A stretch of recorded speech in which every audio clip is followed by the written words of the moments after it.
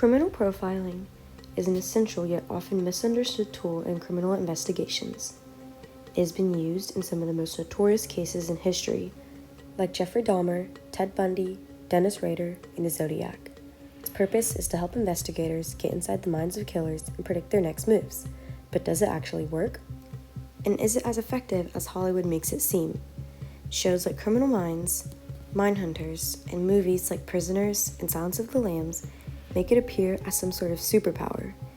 But is it actually that effective? I'll explain the real science and effectiveness behind criminal profiling. First, what is criminal profiling?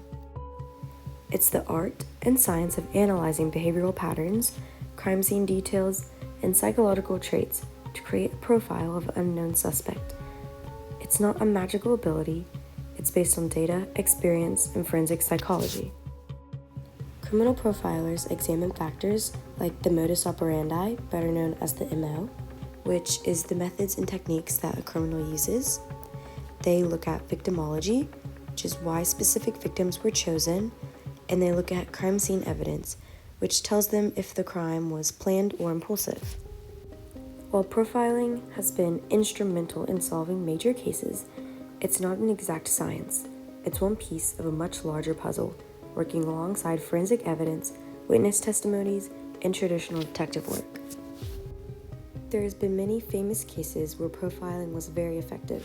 Some of those include Richard Ramirez, Ted Bundy, Dennis Rader, and the Unabomber.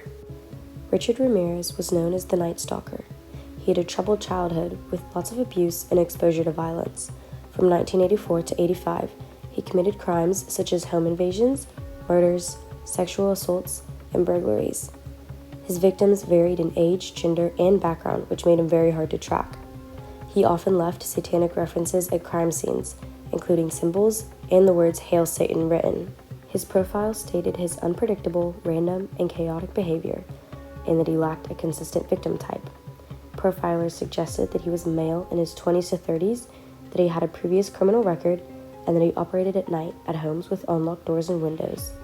And all of this later proved to be true. Next is the infamous Ted Bundy. He was a serial killer in the 1970s who murdered at least 30 women. He was known for being charming, intelligent, and manipulative. He would pretend to be injured to gain sympathy from his targets, who were often young white women. He escaped custody twice, and he chose to represent himself in court. Today, he's become a textbook case for criminal psychology. Bundy's profile predicted that he was likely intelligent, organized, and methodical.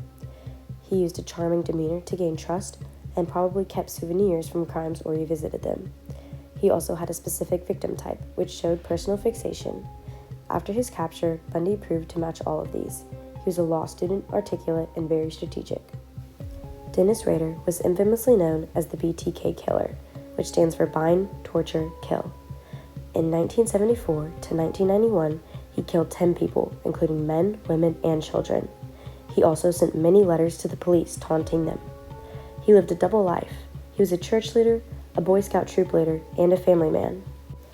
Rader's profile stated that he was organized, methodical, and possibly even had a law enforcement background. He was a white, middle-aged male with a need for control and attention. He probably kept trophies from his victims and relived his crimes. He mixed normalcy and cruelty. Today, he's used to teach lessons about narcissism, control, and behavioral profiling. Lastly, the Unabomber. He was a man named Theodore Kaczynski. He was a math prodigy and attended Harvard at the age of 16. He was anti-technology and anti-industrial society. From 1978 to 1995, he was responsible for at least 16 bombings across the U.S., which injured 23 people and killed 3 more. His bombs were also all homemade. In 1995, he mailed a 35,000-word manifesto called Industrial Society and Its Future to media outlets. FBI allowed it to be published, hoping that someone would recognize the writing style. His brother David recognized it, and later on, linguistic experts were able to confirm the match, leading to his arrest. His profile suggested that he was likely intelligent with a technical or academic background, that he was socially isolated, probably a loner living in a rural area, and that he was motivated by ideology and not by personal gain. All of these ended up being accurate. He lived in a cabin in Montana off the grid with no electricity or running water. The Unabomber has been the longest-running FBI manhunt, with linguistic profiling as a major tool to its success. These cases highlight how behavioral analysis can identify patterns and guide investigations. However, profiling is just one tool, and it must be combined with concrete evidence. Hollywood often exaggerates the power of profiling. Shows like Criminal Minds make it seem like profilers can predict a killer's every move in minutes, but in reality, profiling is slow and methodical. Here's how real-life profiling compares to popular media portrayals. Criminal Minds is a show centered around a team of FBI special agents who solely use criminal profiling to track down and capture countless criminals. The show uses real profiling terminology, but crimes are solved at an unrealistic speed and are very over-dramatized. Seven is a movie about a detective who is trying to track down a serial killer committing murders based on the 7 deadly sins. This movie shows the correct, strong psychological depth. Prisoners is about a man whose daughter was kidnapped and the police failed to quickly find someone responsible, so he takes the detective matters into his own hands. This shows a realistic investigation, but there is minimal focus on profiling.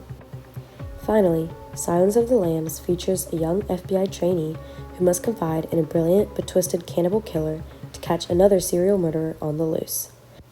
This realistically uses behavioral clues, but is overall over-dramatized. In summary, criminal profiling is an invaluable tool for law enforcement. While it has helped catch some of history's most notorious criminals, it must be used alongside solid evidence and traditional investigative methods.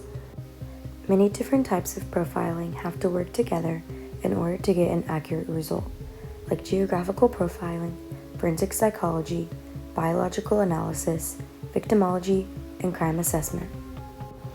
Real-life profiling isn't about instant answers, it's about understanding human behavior, analyzing patterns, and patiently connecting the dots to bring justice.